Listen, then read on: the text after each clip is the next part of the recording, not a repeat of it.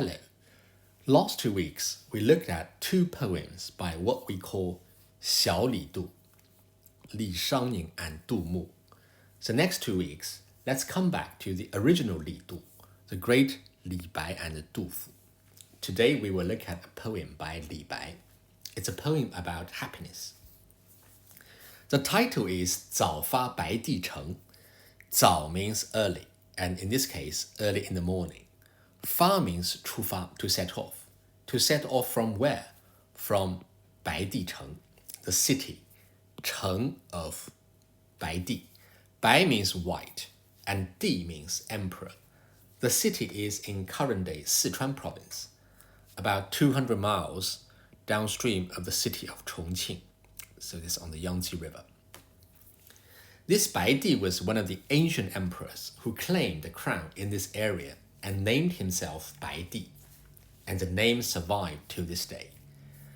The city is now a famous tourist site. Especially after the Three Gorges project, it has become a little island on the Yangtze River, surrounded by tall mountains with a stunning view. I've never been there myself, but wish could go one day, maybe after the pandemic ends. So from the title we can see this poem is about the poet setting off from the city of Baidi early in the morning. It's all very clear. Let's read the poem together first. 朝辞白帝彩云间，千里江陵一日还。两岸猿声啼不住，轻舟已过万重山。This character, Zhao, has 2 common pronunciations. Chao as in facing certain directions, or Zhao as here, meaning morning. Ci means to say goodbye, as we've seen before, again from Li Bai, 故人西辞黄鹤楼. Baidi is clearly Baidi Cheng, the city where he set off from. And how did Li Bai describe the atmosphere of his trip? 彩云间. 彩 is color, colorful. 云 is clouds. And 间 is in between, among. So the poet was all leaving the mist of colorful clouds. It's in the morning, the sun has just risen and shone through, producing these clouds of bright crimson and golden color. I mentioned before that great poets can very quickly, with very few words, capture the mood that they wanted to convey. Here is a perfect example, especially with this 彩, with this splendid visual impact. Li Bai almost effortlessly sent out the message of his light-hearted happiness. I took this photo a few days ago in London, at the Thames, and I immediately thought about this poem, thought about this 彩云. How would you feel when you see this kind of sight? I reckon whatever you're up to, you would feel joyous and delightful. So surely now we can understand what Li Bai's feeling was. We should also bear in mind that Baidi Cheng is in the mountainous area, on the upstream of Yangtze River, so it's very high in altitude. If you set off early in the sunny morning, overlooking the Yangtze River from above, you may indeed feel you are all surrounded by the colorful clouds, almost in heaven. So instantly, this lifted spirit can be truly felt from this line. And what happened after the poet departed? 千里江陵一日还. Jiangling is a city in the province of Hubei, also on the Yangtze River. Let's see where Jiangling, this is where Jiangling is. It's about 100 miles west of the city of Wuhan. So Li Bai was traveling by boat from Baidi Cheng to Jiangling. Now here is an enlarged map, so you can follow the Yangtze River all the way to here, which is Jiangling. The distance is about 300-400 miles. So this 千里, 1,000 Chinese miles, was not really an exaggeration. How long did it take? Only 1 day. Yi is 1. Day is 日. Huan means to return. Li Bai must have previously gone to Baidi城from this Jiangling. So now he said he returned. Please note that this Huan would normally be pronounced hai, meaning still or yet, but here, as a verb, needs to be pronounced Huan. What mood does this line give? Similar to the first line. Very delightful, very fast, very happy.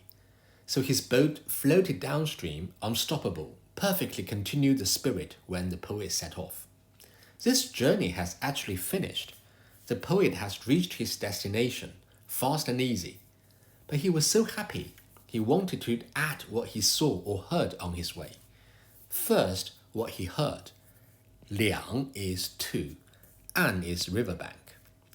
Because this section of the Yangtze River was pretty high in altitude, there were high mountains on both riverbanks, and there were forests where apes lived. A traveler on the river could hear the cries of apes. Yuan is apes. Sheng is sound. Ti means to call, to utter sound. Zhu here means to stop, so bu zhu basically means non-stop.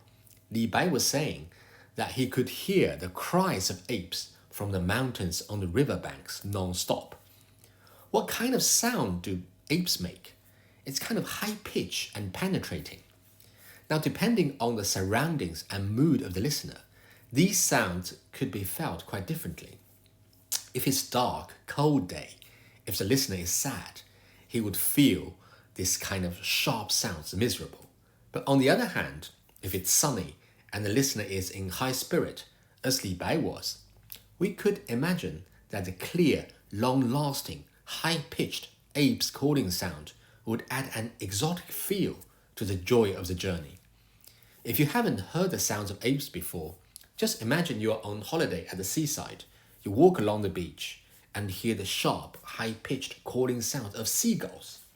How would you feel? Very pleasant, wouldn't you? So Li Bai was really enjoying himself, perhaps thinking about whatever happy things that were on his mind, and traveling down fast with wind, with the sun, and with the accompaniment of apes on both sides of the river. While this is happening, he suddenly realized that he had reached his destination, that his boat, a light boat, Qing is light, Zhou means boat, has already passed layers and layers of mountains. Yi is already, Guo is to pass, Wan is 10,000, an exaggeration. You see, these poets love exaggerated numbers, 千 and 万. Remember 杜甫绝句窗含西岭千秋雪门泊东吴万里船 and 李白 望庐山瀑布飞流直下3000尺 all these kind of numbers. 重 is layer of mountain range. 山 is mountains. Even the boat was traveling very fast. One day is still a long time. Yet Li Bai didn't even notice the pass of the time before his journey ended, leaving ranges and ranges of mountains behind. How thoroughly jubilant was he? The pace of the whole poem is very fast. By using a lot of numbers, like 千 and 万 we mentioned before, and the yi and the liang, Li Bai kept accelerating, and in this way created a fast-moving backbone of the poem. At the same time, adjectives such as 才 or 清 wonderfully reflected the joy and happiness in Li Bai's heart. The poem feels perfect from any angle that you look, but at the same time feels extremely spontaneous, as if these lines were just suddenly uttered from the poet's mouth, rather than laboriously worked upon and carefully structured. This again is a typical style of Li Bai, the free-flowing, most natural, open-hearted style, yet so fitting and to the point.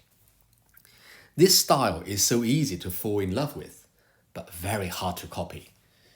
Li Bai has a nickname of celestial of poems, 诗仙, we call him 诗仙. And I think this nickname fits his style perfectly. Now, if we stop here, it's perfectly fine. The poem is very approachable, and I'm sure we can all easily feel its happiness and agree it's an excellent poem. But are we curious what made Li Bai so happy? We all know that Li Bai was a hugely talented poet, but his real ambition, just like any intellectual in ancient China, was in politics. He wanted to take key positions in the court, in the government, to help the emperor run the country. But he never managed to do so, which, by the way, was really a good thing for us, because otherwise he might not have written so many wonderful poems. Nevertheless, he never stopped trying and always imagined that one day his dream would come true. It so happened that after the Anshi Zhiluan broke out, that long, big, disastrous rebellion, one of the emperor's brother started to recruit an army and announced he would fight the enemy. But the launch of this army was not authorized by the emperor.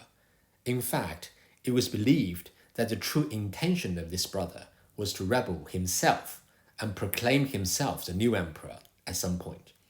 Anyway, for whatever reason, Li Bai thought his chance had finally arrived, and he saw this a perfect opportunity to realize his political ambition. So he joined this royal brother. Of course, he misjudged, and soon enough, the emperor announced that this was indeed a rebellion and crushed this new army very convincingly. So Li Bai was captured and banished to a very remote place.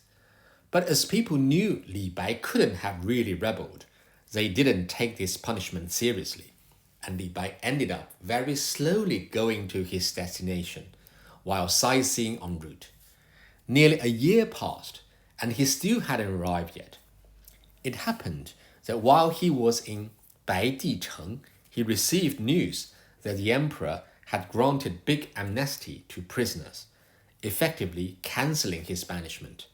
Now Li Bai no longer needed to continue with his journey and can return. Obviously, he would feel so jubilant and cheerful. This poem was written under such a background when he reached Jiangling. Needless to say, as we read this poem, we could see that the joy from suddenly regaining freedom was thoroughly captured. By knowing this background, we could perhaps appreciate this poem even more.